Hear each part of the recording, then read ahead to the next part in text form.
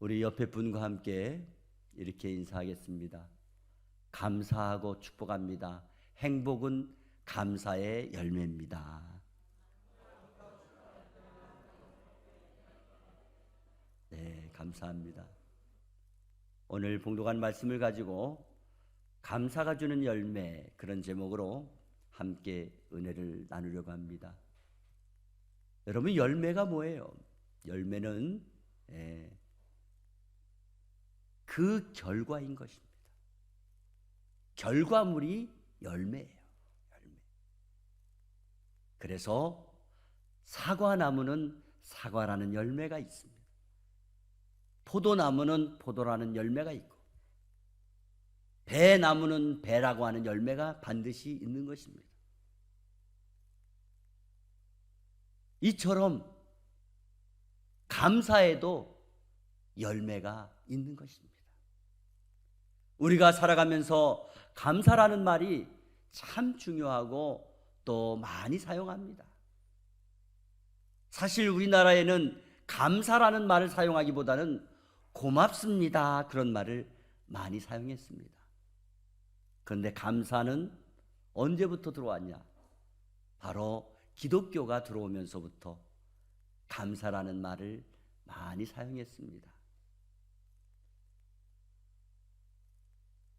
이 감사라는 말은 많이 사용해야 좋은 겁니다. 감사라는 말은 우리의 삶을 풍요롭게 만들기도 하고요, 행복하게 만들기도 합니다. 왜? 여러분, 감사하는 말을 많이 해보세요. 그 상황과 분위기는 좋지 않을 수가 없어요. 감사하다는 그 말 앞에서 누가 다른 말을 하겠어요?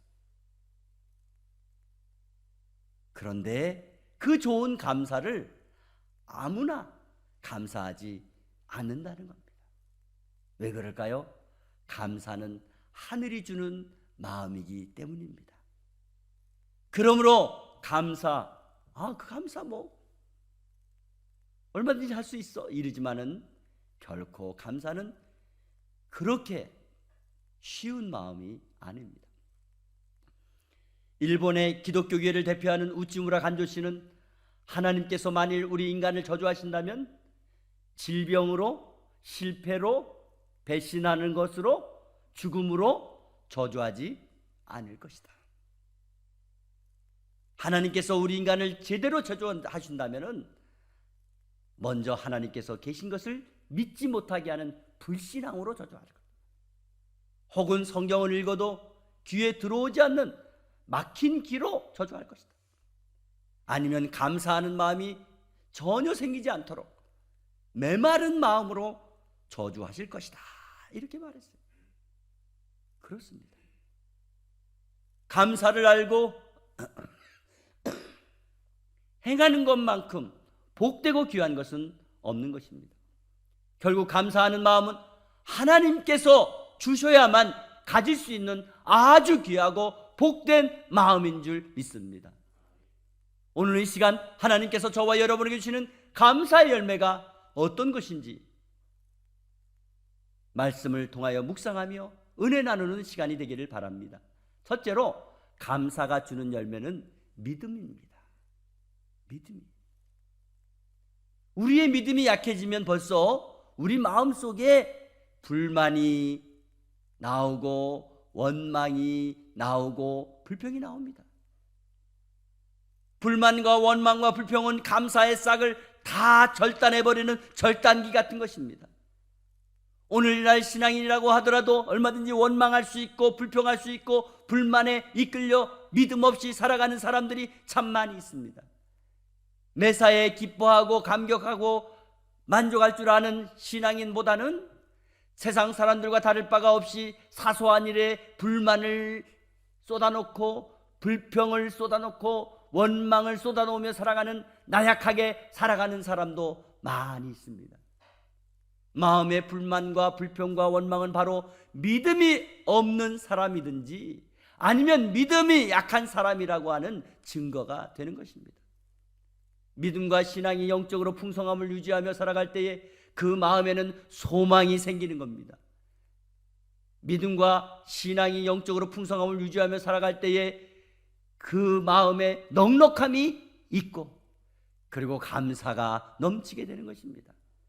그래서 우리의 믿음의 선배 중에는요, 이런 고백의 찬양을 불렀어요.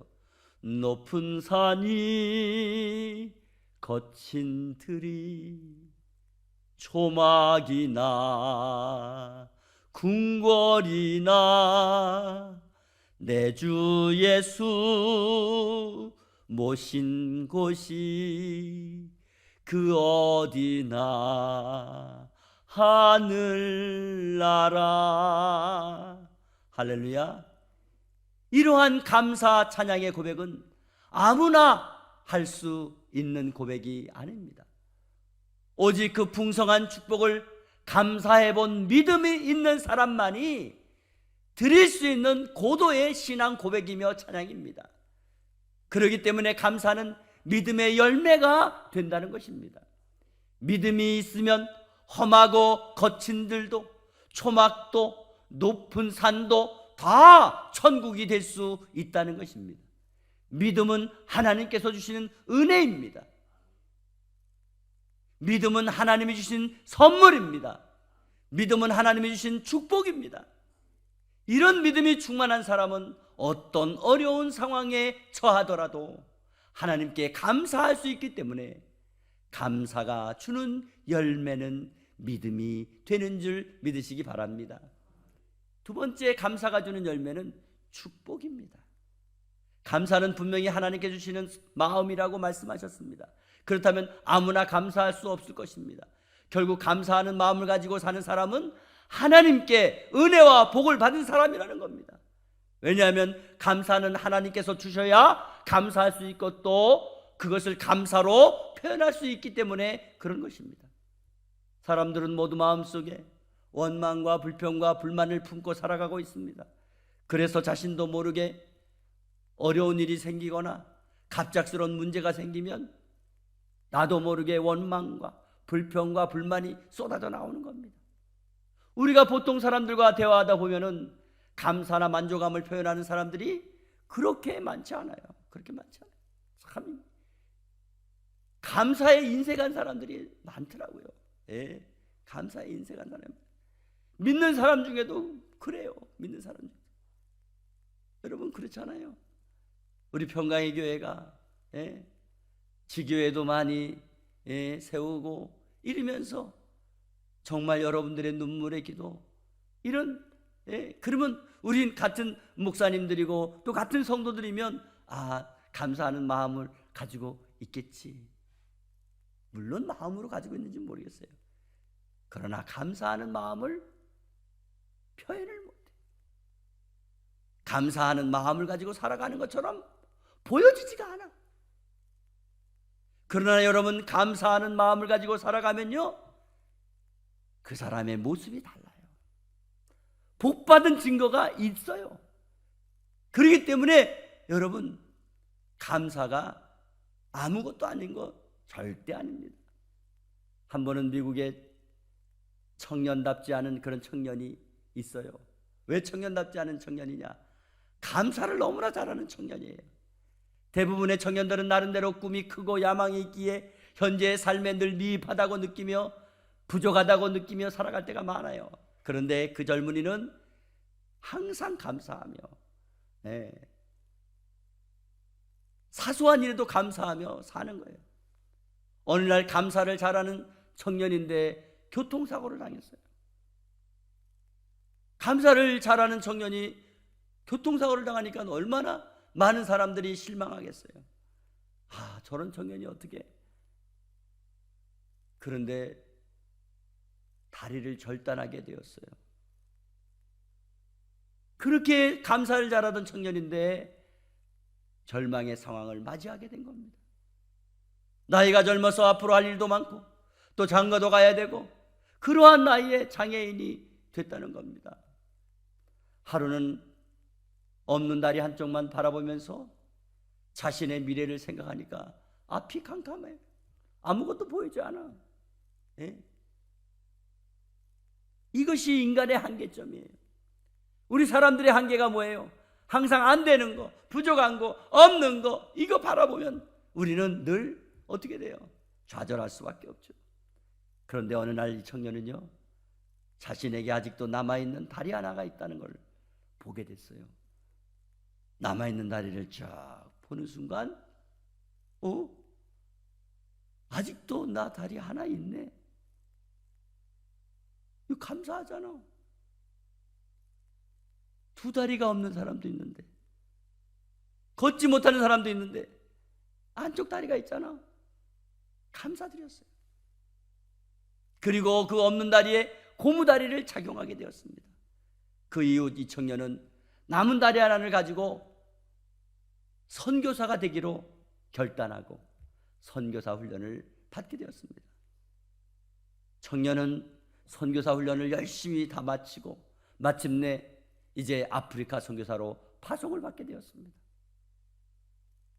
그 아프리카에 지금까지 들어갔던 선교사님들이 한 명도 살아 돌아오지 못한 그런 지역에 식인종들이 살고 있는 그런 아프리카 밀림이었습니다. 청년은 선교지인 아프리카 밀림에 들어갔습니다. 들어가자마자 식인종들이 몰려와서 달려들었습니다. 갑작스러운 상황에 당황하고 있는데 순간 성령께서 음성을 들려주셨어요. 아들아, 내 고무다리를 빼서 던져. 내 고무다리를 빼서 던져. 그런 음성이 들린 거예요. 순간 그 청년은 자기의 고무다리를 빼가지고 식인종들에게 던졌습니다. 식인종들은 좋아서 그동안 우리가 가서 먹었는데 이제 주워서 먹네 이러면서 열심히 고무다리를 뜯었는데 아무리 뜯어도 씹히지 않아. 그들은 생각했어요. 저놈은 못 먹는 인종이구나. 특별한 인종이구나.